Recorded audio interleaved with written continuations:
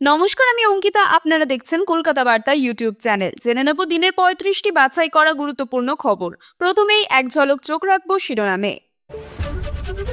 বিক্ষোভের আগুনে পুড়ে ছাই রবীন্দ্রনাথ, টিএমসিপির বিরুদ্ধে ভয়ঙ্কর অভিযোগ, ভিডিও পোস্ট করে সরব সুকান্ত।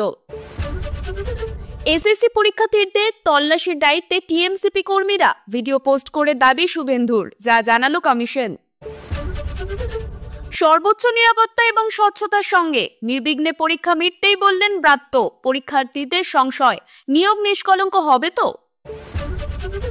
বেআইনি আগ্নেয়াস্ত্র নিয়ে হুমকির অভিযোগ, গ্রেপ্তার তৃণমূলের পঞ্চায়েত সদস্য। দেশের শত্রু মোদি, মার্কিন ইস্যুতে প্রধানমন্ত্রীকে নজিরবিহীন আক্রমণ খার্গের। ক্যানিংয়ে গণপিটুনিতে মৃতের পরিবারকে আর্থিক সাহায্য টিএমসিপি বিধায়কের, পাশে থাকার আশ্বাস নওশাদের। বর্ধমানে পার্টি অফিসে তরুণীকে গণধর্ষণের চেষ্টা, সোশ্যাল মিডিয়ায় সরব নিগৃহীতা, গ্রেপ্তার ৩। উত্তরপ্রদেশ থেকে এসএসসি পরীক্ষা দিতে এসে সাংঘাতিক ঘটনা, রাতে কি হয়েছে মনে করতে পারছেন না। স্ত্রীকে পরীক্ষা কেন্দ্রে পৌঁছে ফেরার পথে ভয়াবহ দুর্ঘটনা, মর্মান্তিক পরিণতি এসএসসি পরীক্ষার্থীর স্বামীর। খাস দক্ষিণ কলকাতায় পুজোর ব্যানার ছেঁড়াকে কেন্দ্র করে দুই ক্লাবের মধ্যে ঝামেলা, ঘটনায় আহত ৪। দুচোখে চাকরি ফিরে পাওয়ার আশা নিয়ে এসএসসি পরীক্ষা দিলেন চাকরিহারা দৃষ্টিহীন তুহিনা। রঘুনাথগঞ্জে জলসার অনুষ্ঠান থেকে ডেকে নিয়ে গিয়ে যুবককে কুপিয়ে খুন। দিল্লিতে বন্ধুদের সঙ্গে বেরিয়ে নিখোঁজ বাংলার যুবক, ক্ষতবিক্ষত দেহ উদ্ধারে তুমুল চাঞ্চল্য, শোকে পাথর পরিবার। ২৬-এর আগে ঘর ভাঙল বিজেপির, বাঙালিদের বিরুদ্ধে ষড়যন্ত্রের প্রতিবাদে দল ছাড়লেন। এসএসসির প্রশ্ন বিক্রি করে টাকা তুলেছে তৃণমূল, নির্বিঘ্নে পরীক্ষার পরেই বিস্ফোরক শুভেন্দু। নদিয়ায় সবুজ ঝড়, মথুরাপুর সমবায় সমিতির নির্বাচনে বিনা প্রতিদ্বন্দ্বিতায় তৃণমূল জয়ী। লক্ষ্য ২০২৬-এর বিধানসভা নির্বাচন, তমলুকে পরিবর্তন সংকল্প যাত্রা শুভেন্দুর। বোমা মেরে উড়িয়ে দেওয়া হবে, এবার মুম্বাই বিমানবন্দরে হুমকি, ফোন ঘিরে তীব্র আতঙ্ক। সরকারি জমি জবরদখল, এবার যোগীর পুলিশের বুলডোজারের নিশানায় সম্ভলের সপা বিধায়ক। বিজেপি কর্মীদের গলায় অ্যাসিড ঢালার নিদান আব্দুর রহিম বক্সির, পাল্টা দিলেন শঙ্কর ঘোষ। রাহুল গান্ধীর ভোট চুরির অভিযোগ আরও জোরদার করতে বড় পদক্ষেপ কংগ্রেসের, এবার কি করলো কংগ্রেস? প্রতিদিন সঠিক খবর নিয়মিত শোনার জন্য সাবস্ক্রাইব করুন কলকাতা বার্তা ইউটিউব চ্যানেলটিকে। এবার আসছে বিস্তারিত খবরে। মালদার চাঁচল কলেজে ফের বিতর্ক, রবীন্দ্রনাথ ঠাকুরের ছবি পোড়ানোকে কেন্দ্র করে উত্তেজনা ছড়িয়েছে। অভিযোগ, ২ সেপ্টেম্বর মেয়ো রোডের সেনার তরফে তৃণমূলের ভাষা আন্দোলনের মঞ্চ খোলার প্রতিবাদে টিএমসিপি চাঁচল কলেজে বিক্ষোভ কর্মসূচি করে। সেখান থেকে প্রধানমন্ত্রী, স্বরাষ্ট্রমন্ত্রী সহ একাধিক বিজেপি নেতার ছবি পোড়ানো হয়। অভিযোগ, সেই আগুনে রবীন্দ্রনাথ ঠাকুরের ছবিও পুড়ে যায়। ভিডিওতে স্পষ্টভাবে দেখা যায় ছাত্র সংগঠনের সদস্যরা মনীষীদের ছবি হাতে প্রতিবাদে সামিল হয়েছেন।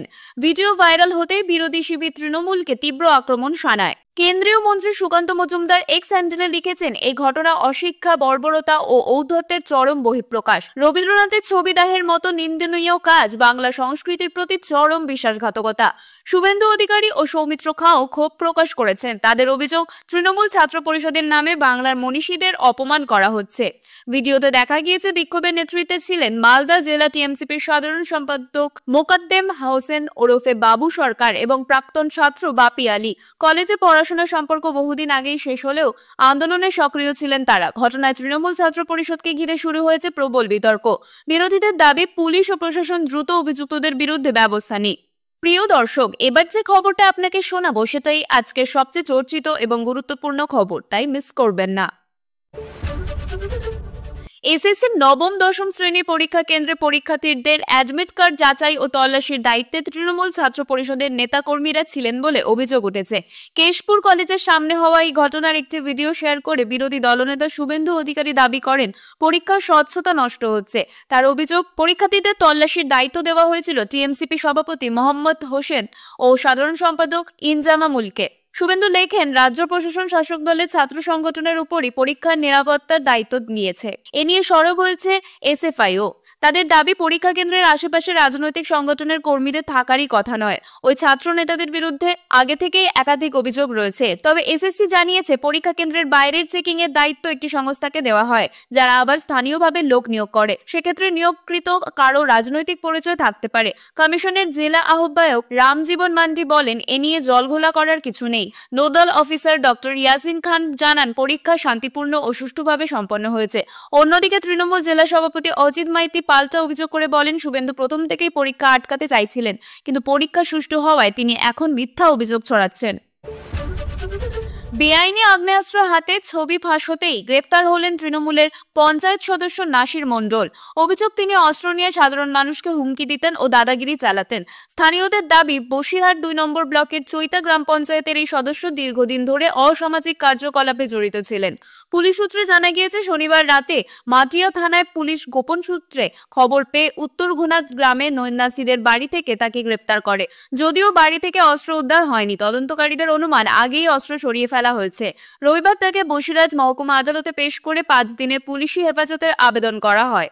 ঘটনায় অস্বস্তিতে তৃণমূল। জেলা নেতৃত্ব জানিয়েছে, আইনের পথে চলবে, দোষ করলে শাস্তি হবে। অন্যদিকে বিজেপি কটাক্ষ করে বলেছে, অপরাধ এখন শাসক দলের রন্ধ্রে রন্ধ্রে মিশে গেছে।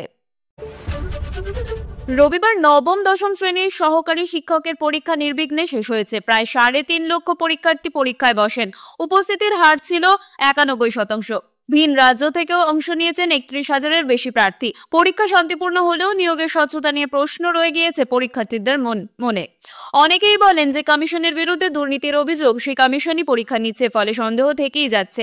এক পরীক্ষার্থী জানান, নির্বিঘ্ন পরীক্ষা বড় কথা নয়, নিয়োগ প্রক্রিয়া স্বচ্ছ হবে সেই নিশ্চয়তা কোথায়। পরীক্ষার পর শিক্ষামন্ত্রী ব্রাত্য বসু এক্স হ্যান্ডেলে লিখেছেন, আগামী রবিবার একাদশ দ্বাদশ শ্রেণীর শিক্ষক নিয়োগের পরীক্ষা সর্বোচ্চ নিরাপত্তা ও স্বচ্ছতার সঙ্গে করার জন্য প্রশাসন প্রস্তুত।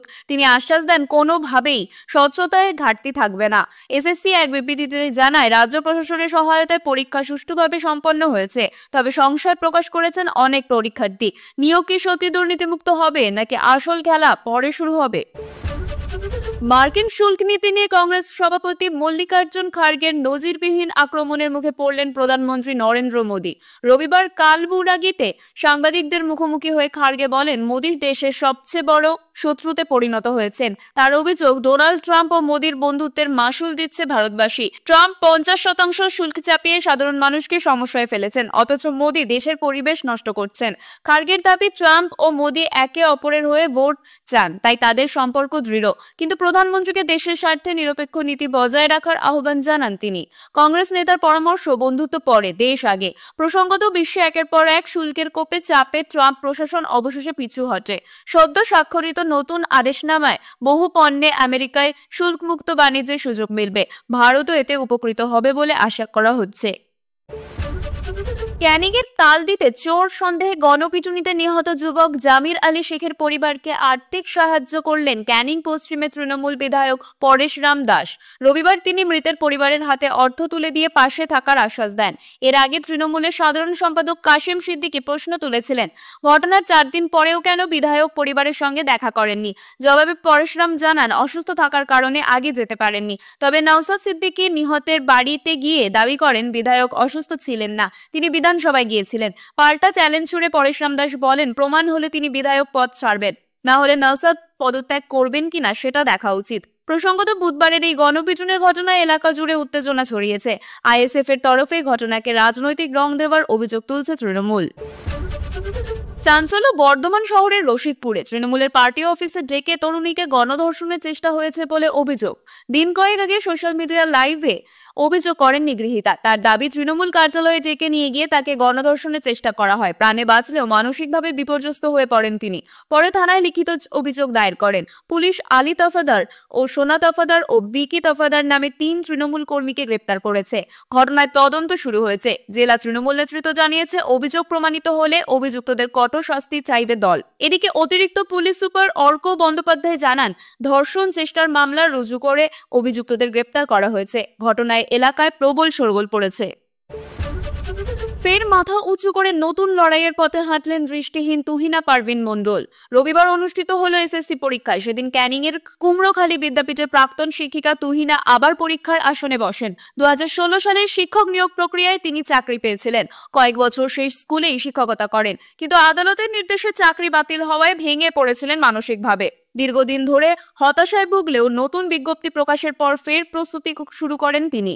দুচোখে দেখতে না পেলেও অদম্য সাহস নিয়ে পরীক্ষায় অংশ নেন তিনি। পরীক্ষা শেষে জানান ভালোই লিখতে পেরেছেন, আবার চাকরি পাওয়ার স্বপ্ন দেখছেন।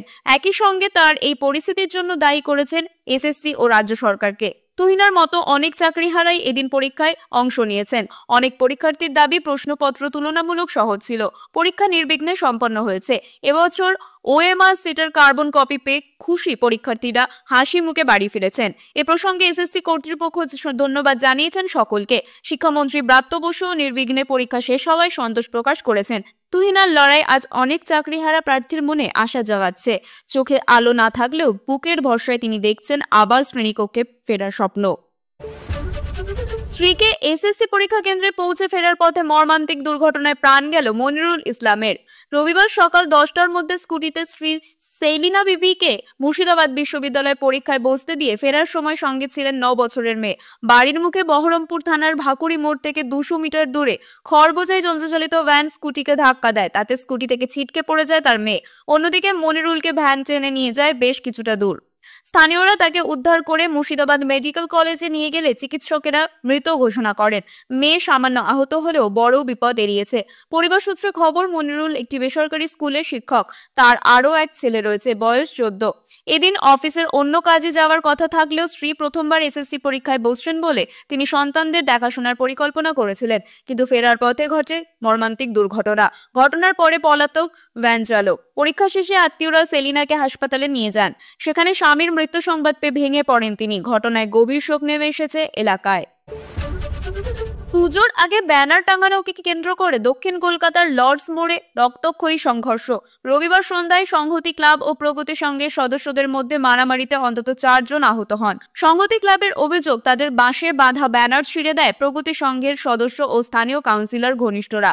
এরপরই হাতাহাতি থেকে চড়-থাপ্পড়, লাথি ঘুষি পর্যন্ত চলে। অভিযোগ, প্রায় 25 থেকে 30 জন বহিরাগত অংশ নেয় হামলায়। আহতদের স্থানীয় হাসপাতালে ভর্তি করা হয়। সংহতি ক্লাবের দাবি, প্রতিবারই পুজোর আগে এভাবে তাদের ব্যানার ছিঁড়ে দিয়ে জায়গা দখলের চেষ্টা করে প্রতিপক্ষ। ঘটনায় লেক থানায় অভিযোগ দায়ের হয়েছে। পুলিশ জানিয়েছে ফের অশান্তি এড়াতে এলাকায় অতিরিক্ত বাহিনী মোতায়েন করা হয়েছে। অন্যদিকে বাঁশদ্রোণীতে এক শিক্ষিকার আত্মহত্যায় চাঞ্চল্য ছড়িয়েছে। মানসিক অবসাদে ভুগে ভিডিও বার্তা দিয়ে তিনি গলায় দড়ি দেন বলে প্রাথমিক অনুমান পুলিশের। রঘুনাথগঞ্জ থানার জরুর গ্রামে জলসার অনুষ্ঠান ঘিরে ঘটে গেল চাঞ্চল্যকর ঘটনা। শনিবার রাতে জলসা দেখতে বন্ধুদের সঙ্গে বের হয়েছিলেন 32 বছরের বালি ব্যবসায়ী কায়েম শেখ। এরপর আর বাড়ি ফেরেননি তিনি। ভোরে খোঁজাখুঁজির মাঝে গ্রামের পুকুর থেকে রক্তাক্ত দেহ উদ্ধার হয়। পরিবারের দাবি, কায়েমকে একাধিক ব্যক্তি ডেকে নিয়ে গিয়েছিল এবং পরিকল্পিতভাবে আঘাত করা হয়েছে। ব্যবসায়িক শত্রুতাই মৃত্যুর কারণ বলে তাদের অভিযোগ। মৃতের বাবা রফিকুল শেখ ও আত্মীয় নইমুল শেখও একই আশঙ্কা প্রকাশ করেছেন। পুলিশ দেহ ময়নাতদন্তে পাঠিয়েছে এবং মৃতের বন্ধুদের জিজ্ঞাসাবাদও করেছে। মোবাইল ফোনের সূত্র ধরে আততায়ীদের খোঁজ চলছে। এলাকায় উত্তেজনা ছড়িয়েছে। পরিবার অভিযুক্তদের কঠোর শাস্তির দাবি জানিয়েছে।